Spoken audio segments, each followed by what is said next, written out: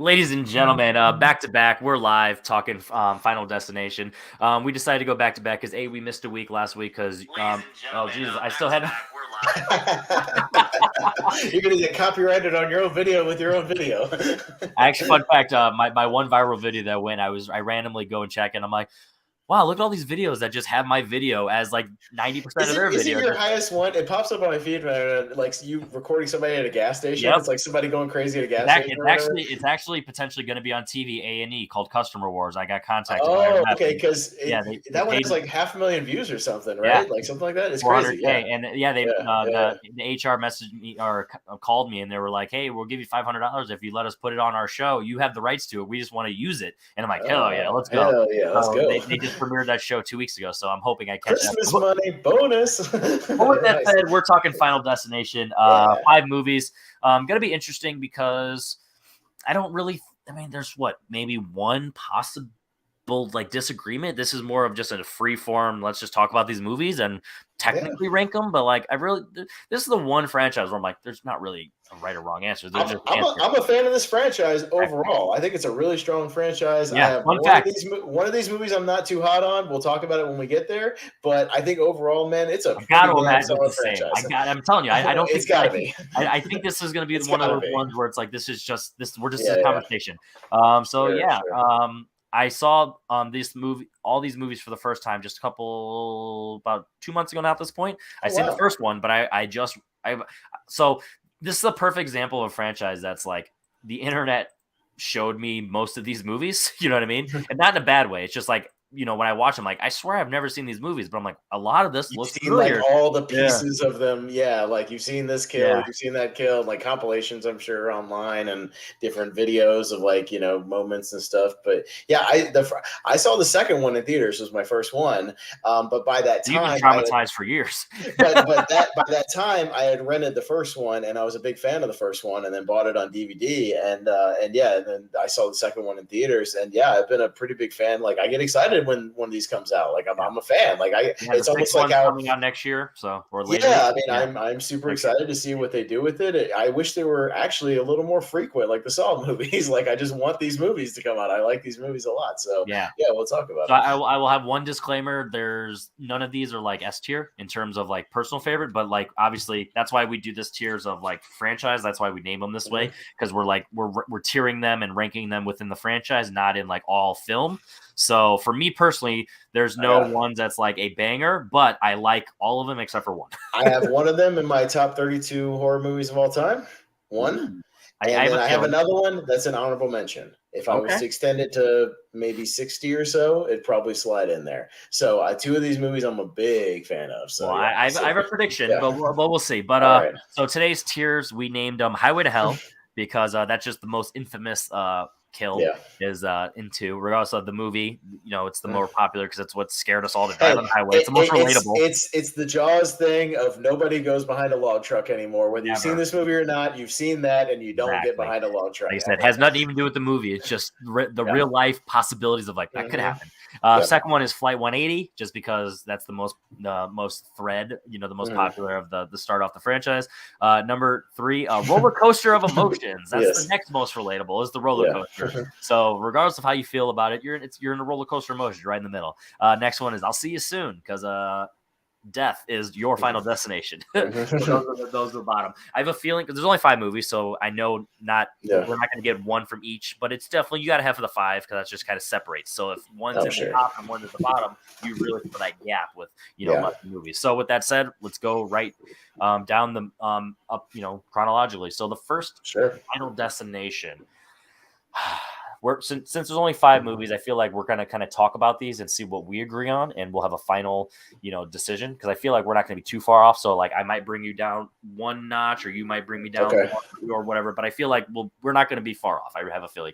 So for me, I will go Flight 180 because I feel like it doesn't do anything that is like S tier. That's just the easiest way to phrase that nowadays. It's become a normal language. But there's nothing S tier about this in terms of like the acting, the cinematography.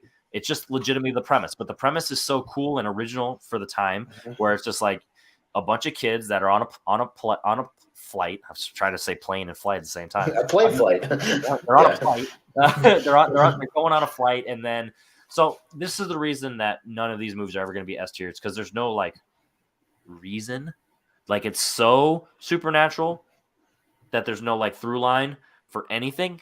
And that's a big thing for me personally. I'll never knock anyone if you love them for face value, what it is. And I'm just setting that precedent of like, that's why none of these are as a whole or, you know, in the broad level are going to be at that. So number one, it's a Flight 180 just because I feel like it's getting its footing. Like the premise is great, but it's getting its footing. Devon Sawa is a fun character. You know, I love the investigative thing of like, oh no, this is the order that they were in and how they killed. And you start to get that. You have Sean William Scott as a side, which is post American Pie. So it's fun that, you know, he's doing a little, you know, he's a big name, but he's also a side character still. So that's pretty cool. Ali Larder is a lot of fun. Tony Todd pops in for a minute, the creepy, you know, all that stuff. So the premise is what really just holds it up, but there's no through line to like really. It's like me with time loop movies where it's like if I don't care if the explanation's bad. Honestly, as long as you have an explanation, and let me rephrase. I don't care. The explanation doesn't have to be like perfect, but as long as there's some sort of explanation and I buy within this world that explanation works, then I'm cool with it. And since this one doesn't do anything to have that explanation other than the cheating death, but then you still have to explain the visions, Bob. And I'm really nitpicking of like why personally this isn't Highway to Hell. But so I'm gonna go Flight 80 with this. I really like the movie. You can throw it in any time. Doesn't have to be a Halloween movie, which is perfect for, you know, any type of horror franchise. Really, if you can watch it anytime, then I feel like that's really important. It's good summer. All these movies are good summer movies too, so it has really not horror. So I'm gonna go Flight 180 for me personally. Where are you at? The original one is one of those top 32 favorite horror movies of all time. I love this movie. Love this movie since the first time I saw it. I am so entranced by this movie every time I watch it. I just think I love the haunting atmosphere of this movie. I just think this movie has atmosphere for days. I really dig the Alex character, you know, that Devon Sawa plays. Like, I just like that he's got these vision. He doesn't know how to explain it himself. He's working it out through the movie. Like he's trying to figure out what the hell's going on, but like it's psychological. But yeah, it's taxing on him. And I even dig like the little side thing where the guys are kind of after him the whole movie because they think he has something to do with it, you know, because he's always around, you know, when everybody dies. Even Sean William Scott, he's like, "Hey, am I going to die? I'm going to die in a driving accident." Like they're looking as like as a prophet at the same time. They're on him and the prophet. It's that element of like even he's trying to work out what the hell is going on. You know what I mean? But like he's trying to figure it out. He's a smart character who works on it, and he, you know, has the scene in the cabin where he's like, "I'm going to death proof this cabin, and I'm going to survive." Cheat by not dying, essentially. Not dying. You know, I'm just gonna live my life and do my thing. But you know, he cares too much about his friends to obviously sit there. But you know, but he cares about that, and he's really the glue that puts the thing together. And I think the sequel is sadly kind of missing him. I wish he had come back for it because I just really like this character, and you know, he even kind of semi-sacrifices himself. There's a whole alternate ending where he did die in the electrical thing, you know, like there's a whole weird thing where he got her pregnant. Like it's a very strange thing that they cut all that out. I'm kind of glad they did because it's just unnecessary. But man, I just think this movie it just gets under your skin. The premise of it just being this entity of death, you know, it's not something you can fight like one-on-one, like a Jason, you know, like a Michael, you know, a physical form. And all these creative things of it started the thing of like these weird Rube Goldberg things where you don't know what exactly is going to happen, but it is. And all the deaths are really kind of disturbing to me. Like the one where the kid gets hung in the shower is really disturbing to me. Like every time I watch it, when his eyes get bloody and his toes are curling, like you feel that, man. Like you're like, oh God, that looks like a horrible way to go. And so here's another all that stuff. It's a nitpick. Don't get me wrong. And I wish there was some explanation, but like this is a perfect example of like the water goes to get him to slip and then just goes back. So it's like death is a character in this film, but there's no explanation of like what the real motive is to like why these guys, you know, like that's why regardless of, you know, I'm a diehard Saw fan, but like regardless of how people feel about the Saw stuff, at least Jigsaw always has like motive and reason tormented, demented, all that stuff, but there's reason, whether you agree with or not, or you even understand or not, but at least there's reason. I feel like that's just missing for me to truly ever go above and beyond for any of these movies. But like I said, it's technically a nitpick, because if I just watch it on face value, I'm accepting everything that I'm getting. Sure. I don't mind the far-fetched sci-fi fantasy elements of it. And just to be personally, I don't think the movie has to explain everything. You can make enough assumptions through what is said, through what Tony Todd talks about, through the inferences that he makes, and kind of figuring it out. And I think they pull back on that, like the actual like water, like that water thing you're talking about. They don't really do that in the other movies. So I think they pull away from that, so like I realized that was kind of weird. So it's fine. They realize that. So yeah, that's the only kind of wonky thing I'm weird about. But like, I wish it would just be like, it just kills them, it just does the stuff. But there's definitely an influence pushing things through the movie, which is kind of cool. I just think it's such a unique horror movie, and there's never really been anything like it for me. Obviously the sequels, but like, I don't think there's been anything quite like it. I just think it's so good. Really well made. So, obviously, because I'm like borderline just missing something, and you're so high on it, I'm cool with the Highway to Hell. Let's put that at the top. Right. I'll let you start with number 2. The second one is just slightly below. I'd go Flight 180 for the second one, only because I think I prefer the ones, and we'll kind of see through the series, that just take where the characters are taking it slightly more seriously. Like just a little bit, like where there's a little bit of a darker tone rather than like a cartoony tone. Yeah. You know what I mean? And don't get me wrong, I think this one's hella fun. Up until about the last 15 minutes. I'm not really down for the last 15 minutes. I think something happens in that hospital or whatever, where it just gets really wonky, like where she's like driving the car into the lake, and then there's like weird stuff with that, and then Clear just kind of dies out of nowhere with like not really any fanfare, and we just kind of move on, to like a time jump right after that. It's like the ending just doesn't really stick the landing for me, but obviously it might have the best opening of the series. Like that highway opening is bonkers crazy. Really cool kills, like the kid who gets squashed with the glass after the dentist, but it keeps you on pins and needles where he's actually at the dentist's office. It's great. You don't know exactly. You know what's going to get him, or it's going to get him. You just don't know how. So you're on. Well, that's the fun of these movies, is you don't know how it's going to do it. You're like, oh, is it going to be this? Is it going to be this? But it's never quite the obvious stuff. It's always something that kind of comes out of nowhere. But yeah, I mean, there's some decent characters. I wish Devon Sawa had come back. I don't like the fact they kill him off screen. I don't like when they was that a contractual thing? Was that I think it was he was doing something else, or he asked for too much money or something, or it was one of those goofy like contractual things. So I don't know, but like I think the movie kind of misses him, at least like a definite conclusion to his character rather than a newspaper article. But like, so the characters are just kind of okay in this one for me, which is hard to put it over. But again, it breezes by, and it's super fast and really fun. So I still put in the Flight 180 thing, because I could watch this at any time and still have a good time with it. So for me, this one's my favorite. So no, I get it. That's a lot of people's favorite. So I get it. Yeah, this one's my favorite because I like the investigative, the teamwork stuff, but I also like that you're still like not fully invested or like believing in it, because it's so not of this world. It's so unnatural, for the everyday person. But like, you have to kind of explain still what's going on. And like, I love the elevator stuff.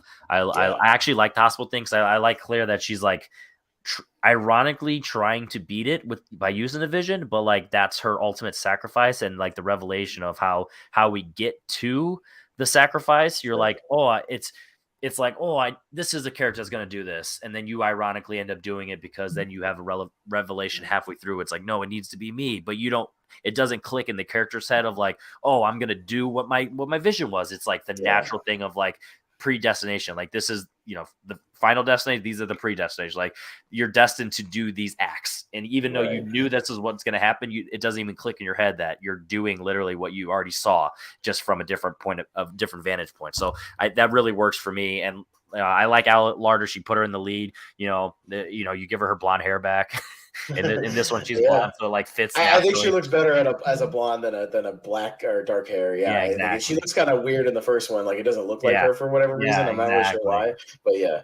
So it's one of those ones where this one's my favorite. So do we want to meet in the middle and Highway to Hell? You can put it up with the other one. I'm fine because I also recognize that this is a lot of people's favorite. I totally get it, and it kind of I think it used to be right up on that level, and then I've kind of cooled on it over the years. The more time I've seen it, especially like that last. You think that that's now because it's so overhyped that you're starting to push back unnaturally? It's not even that. It's just again, I get to a point where I start to check out near the end, and I didn't used to, and I just do now. Like I think the last thing is like when the dude gets sliced by the barbed wire, and then after that, I'm like, there's nothing else as interesting or as fun as that for the rest of the movie for me. So that's what doesn't put it. If it really stuck the landing, I'd be right there with it. But yeah, like that's just the only thing for me is over the years I've seen it so many times that I'm starting to kind of cool off on it a little bit. No, that's totally fair. So Final Destination 3, this is one where I feel like I'm always going to remember like the most, and that sounds goofy, but it's just I love Mary Elizabeth Winstead, so it's one of those things. Like roller coaster stuff. I love just the wheel falling off. The slip in, the camera stuff. I love the sister angle. I really like just the investigative stuff. I love when characters do smart stuff. I mean, this is another example of it. It's the same old. So at this point, 2 is my favorite. 1 and 3, I'm debating on which one's higher because like I feel like I like 3 more, but it's technically the same as 1. So it's like it's a weird. It's like it's a Flight 180 for me. So if we put it in there, I think it'll be cool. Yeah, I think I'm gonna stick it at Flight 180. I think it's really good, but it's not on the same level. For me, is the first, and for you is the second. Would that be fair? Yeah. But I really like it. I think it's really. But good. I feel like I can if I watch clips of this, it's probably my favorite of all of them. Like I love the roller coaster stuff. I love the final train thing at the end.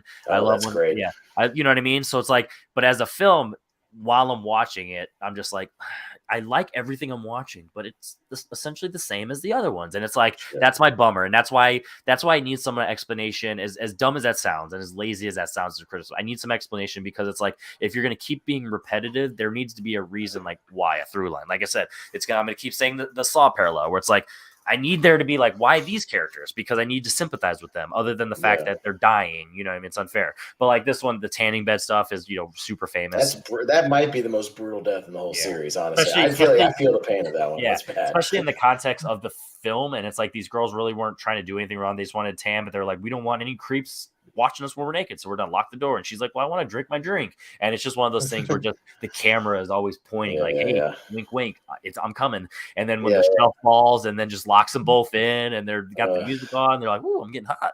It reminds me of John Candy in Planes, Trains, and Automobiles with the cigarette, and he's just like, oh my god, it's getting hot in here. So this one's a lot of fun, but once again, just the repetitive nature is the only thing that's always going to keep it down for me. It's like there's just nothing that stands out. I mean, obviously the kills are different, obviously, but in terms of like the premise, there's nothing that stands out. And that's once again, the one thing that's always going to keep this franchise down from ever being like upper echelon, because I don't have anything that I can like point out to and be like, all right, obviously we're movie trivia guys. So it's like, we're always like, oh, I know the trivia in this one. But in terms of like, realistically speaking, I close my eyes and be like, shit, which movie is that? Which characters from which movie? Because it all kind of blends together. So that's that. All right, now let's talk Final Destination 4. The TV movie. What are your thoughts? Your Final Destination. This was dog shit. This movie sucks. Okay.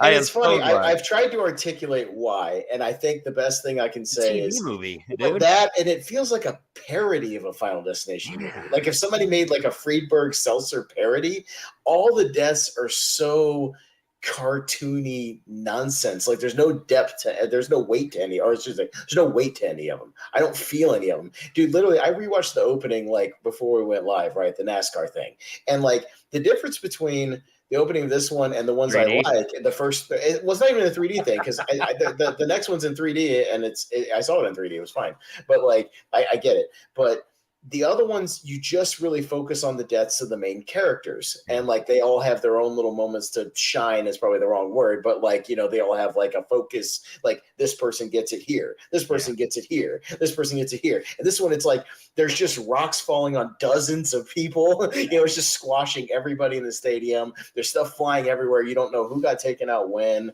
It's like, people are just getting slaughtered like left and right. Excuse me. But, I'm working myself up. Sorry. But anyways, it just feels, and then none of the deaths have like any weight to them. None of the characters are taking anything seriously in the movie. They're all caricatures in this movie. There are unnecessary characters. That tow truck driver guy who's like racist or whatever is like out of nowhere, and it's just a corny ass death, like where they're just like, why can't we be friends, as he's getting dragged. It's just like, what are we doing, dude? Like, this is so goofball nonsense. Like, it just feels like a movie that just this is the only movie that like this would be almost a perfect franchise if it wasn't for this goddamn movie. Like, if I could erase this movie from existence and just have the other four, I would be like, man, this is a. Or if this literally was a TV movie, because then even though it technically exists, you can pretend it doesn't because it's a TV movie, and you can be like, oh, trivia rules doesn't count. So I don't remember if it was from a ranking I watched or if it was a reaction, but they straight up said, they're like, think about it. The first one, it's on a plane. Yeah. The second one's in traffic, and the third one's a roller coaster. This one's at a NASCAR race. Yes, people go to NASCAR races, but like, you don't relate to that as much either. So it's not as fearful because you're like, well, I don't go to NASCAR race. I go once a year. They're also not as active in the situation. Yeah. They're literally spectators. Yeah. And the other ones, they are in their cars on the highway with nowhere to go. Yeah. They are in the plane stuck. They are on the roller coaster stuck, while the thing's going. In this one, they're just sitting there, and then shit starts to happen around them, and everything just like falls on them with like no fanfare. It's weird. And it's just like, there's no, I just don't feel like the characters are active in the movie, like actively trying to do anything about it. They're just not like, again, this is Looney Tune shit, dude. Yeah. Like, it's just it also doesn't help. The CG is horrendous. Like, it just doesn't. It's really bad. Good. Yeah, it looks really, like a TV. Bad. It looks like half the budget. You know what I mean? Yeah. Maybe even a quarter, like 3/4 of the budget. Like, there's nothing there. Because we were talking about the director's thing before we went live, and 1 and 3 have the same director, James Wan, and the 2nd and 3 have David Ellis. It's the same director, and it just feels like it's just. Like, I don't know what happened here. Like, it just doesn't have the same finesse. It doesn't have the same style. Again, it doesn't have the same weight to any of the deaths, or you're just not invested in any of them. It just doesn't perfect work. Example. It's literally 100% a cash grab. Yeah, this 100%. Is the perfect. Like I said, even though 1 through 3 feel the same, like narratively, yes. At least there's enough difference, and you can tell that even though they don't have anything new to say, they're still saying something. You know what I mean? They're continuing, whereas this one doesn't have anything new to say, and it just doesn't have the heart or the passion. It feels like, like you said, like a fan film. You know, it feels like a wannabe. Like, oh, we're trying to do a Final Destination movie. Mm-hmm. So now we're back to form with a 5. I feel like this is probably your second, right? It's my second favorite, and we talked about, like, if I had honorable mentions for my favorite horror movies, it's in there. Like, if I had to rank horror movies, this would be in like the 60s or 70s, like in the top 100 or something. I love this movie too. I think it's great. I think it's really back to form with this one. You have really good characters that I can get kind of into, characters that make pretty smart decisions and are active in there and trying to do something about it. You have budget Tom Cruise, who's fun, who looks exactly like Tom Cruise, who actually played Tom Cruise in Superhero movie, which is where I knew him from. And because I remember seeing the movie in the theater, I'm like, why the fuck does he look like Tom Cruise? And I'm like, it kind of is, right? And yeah, he's great, but like the way he goes later trying to murder everybody. Yeah, once it turns into I need to kill someone to save myself, they finally use that really. Yeah. So I mean, I just think they take, they do some new things, and I just think the twist is so brilliant. The way it ties back into it got me in the theaters, dude. When it started to do that, they're getting on a plane, and then there's Devon Sawa and them. I'm like, holy shit, this is fucking brilliant. And like, I was like, dude, thumbs up, well done. I did not see that coming. I didn't notice it, the tech in the movie. Like, when you go back and watch it, he's got like a flip phone, like they're not using like smartphones. They're not using like, internet stuff, like a whole bunch, you know what I mean? It's like, it works when you go back and watch it. And man, that bridge sequence is so good. Like, that bridge sequence is fantastic. Like, I think it's a banger of an opening too. Like, it's great. I'm in the middle with this one because of one of two reasons. One, I feel like I watched them all back to back to back. So not only did it feel repetitive, just like the other ones, like it's not a knock on this one. All of them are like that with me. But because this is the last one I watched pretty much consecutively, I'm like, all right, well, I'm still not feeling anything new. And then 2, with only the one watch, I didn't have enough time to like really feel the nuances and like the catching on, like you said, the tech and all that stuff. Like, I watched reviews and reactions to where they bring it up. I'm like, oh yeah, I guess that's true. You know what I mean? So like, I'm in the middle with this. I'm probably right with 3. I'm flight 180 with it, so it's like no, I'm fine with putting it there because I'm higher on it than you are, and I'm totally fine with that.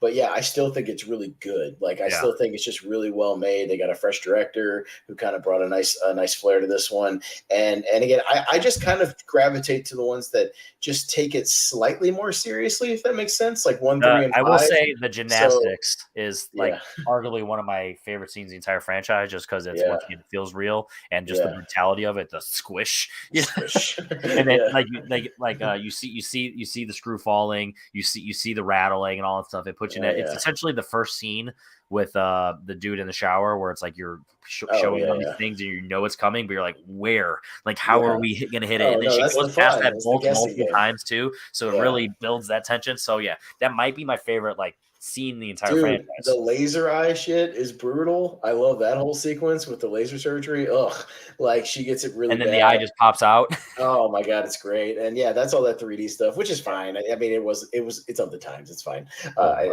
don't knock the movie for it, but yeah, and yeah, the whole thing coming around just works for me. And can we both agree on one thing, that Bloodworth, the Tony Todd character, is full of shit?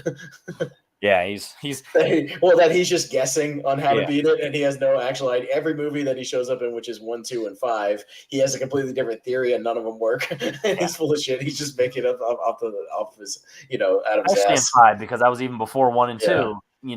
Chronologically, or story wise. So even then, he was just like, "Yeah, I'm sure this is what's happened." So the other one, like, in this one, okay, so all those guys killed each other. And that didn't work. Okay, here's another situation. Well, I don't know, like sacrifice yourself or something, maybe. I mean, if you think about it from his character's point of view, he's like, if you're all going to die anyway, might as well just throw something at the wall, see if it sticks, and then we'll try again with the next that one didn't work. Okay, maybe in this one, I'll tell him to, that new life. If that lady had a baby, maybe that'll work. I don't know. Maybe try it, see what happens, and if not, somebody else will come to me and for advice. I'll make up something else for the next time. So, I mean, I actually hope he shows up in the 6th one with a whole new theory. That'd be great. Like, just why not? Hopefully in the 6th one, hopefully in the 6th one, he's like, I got no idea. I got nothing for you. Go away. I got nothing. I hope one of the main characters find like a notepad and they're like, make sure you find this mortician. He knows all the answers. They go to him. They're like, tell us the answer. He's like, what the fuck are you talking about? I don't know anything. I don't even know how I'm alive. He should be dead. He could die in the next one. That'd be fun. Yeah, why not? No, that you should probably start with his death just for an homage and just pay the respects, but also make it brutal and cool. You could do some sort of Candyman homage. Let him die through a hook or something. Some bees. I don't know, but so yeah, the micro death, that would be ironic, right? Yeah, someone climbing through the wall. Yeah, that's right. All right, so cop shoot him, Jesus. All right, so all right, there you go. Especially in 2023, they're definitely got something to say. It's relevant and it's an homage. All right, so with that said, clearly you can tell the gap in the franchise, regardless of the rankings of 1 through 1, 2, 3, and 5. It's not for that one movie. This would be such a great, this is one of the great horror franchises ever. It would be like, you would have 5 great movies, regardless of where you break them individually. They're all but those 4 are so good. Like, they're just so easily to watch, entertaining, good stuff going on, at least. I love this franchise for the most part. Yeah. So for me, my ranking goes 2. Mm-hmm. I'm going to go 2, 3, 1, 5, 100 feet of shit, 4. Yeah. I go 1, 5, 3, 2, and then way in the pit of despair is the other one. So yes, not even close. Maybe we should change that to it's a pit of despair now. Or whatever you want to call it, the endless pit, the bottomless pit. Holy shit, it's bad. So that was a nice simple one. All these shows, they don't need to be fucking overly dramatic. It's us talk about movies for the first time, like where within this community, who's talking about Final Destination? You know what I mean? It's one of those things where, and I even looked online. There's not many rankings of it. It's pretty underrated for being well known. It's one of the most popular underrated things that you'll ever really know. Yeah. Everyone knows it, but not many people talk about it. So it gives us a chance to discuss these films. So I forgot to mention this in the Friday the 13th one, but drop your rankings down below. There's 5, or at least tell us your favorite. Obviously, I'm a little lower on 5. I know, not lower, but at that point, technically lower, but and you're a little lower on 2, which is a lot of people's favorite. So let us know where you differ on that. And the main question is, how do you feel about 4? Because I feel like that's the most common one. But if there's any 4 stands in the comments, let us know. Because I'd love to know why. Please, somebody defend this movie. I'm open to hearing it, but I've yet to find somebody who will defend it. Though. No, you know who loves 4? Who? The people from Tropic Thunder, who that's the only movie they get. We love Simple Jack. You're our hero. Yeah. We love Final Destination 4 because it's like the Super Bowl team that loses. You know, the poor countries get all their championship. Oh, the ones, those T-shirts they go to the store where they didn't actually win. Yeah. That's Final Destination 4. Like, yes. All right, no one bought on the shelves. We just gave it away to the unfortunate. There we go. So yeah, that was a simple one. So obviously, if you're watching this on the replay, check out everything that Pez is doing over on the Movie Hero Network. Tier breaker fights, tournament fights.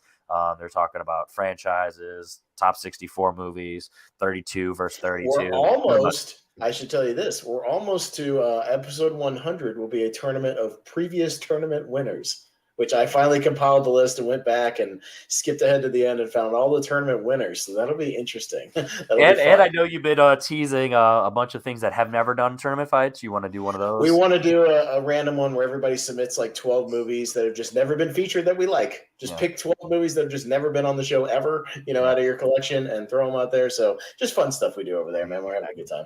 Yeah. And and if you're if you randomly just search Final Destination, whatever, and you're checking us out, make sure you check out subscribe to the channel, I do my bone bracket stuff over here, talking about specific subgenres, and then trying to just have an open forum conversation.